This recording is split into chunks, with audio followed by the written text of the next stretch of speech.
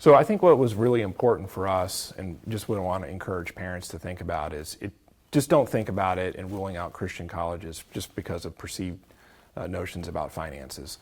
That was my initial kind of upfront thought going into all of this. I'm a CPA. I look at numbers all day long. I'm debt adverse. I went to a public university. I graduated with no debt. And I just didn't want, my daughter to go into a situation where she was coming out and had piles of debt. And so I was very much debt adverse, and I had always had the perception that Christian private schools were going to be too expensive for her to go to and weren't even worth looking at.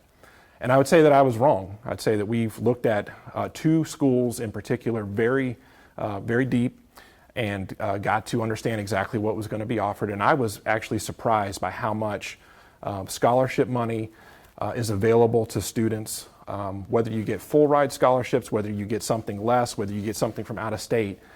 These schools are doing everything that they can to make it as affordable as possible for your child to be there. And so sometimes that does involve work study, sometimes that involves grants.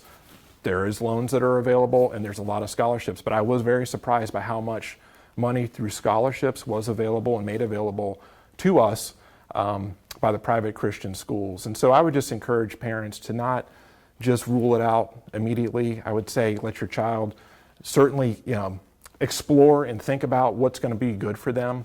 Not every private Christian school is going to be great for their academic major, right? There's some schools that are going to be more inclined, and it may not be a private Christian school. I may have kids that never go to a private Christian school. But what I would encourage you is just not rule it out on the surface based on a perception that may or may not be true.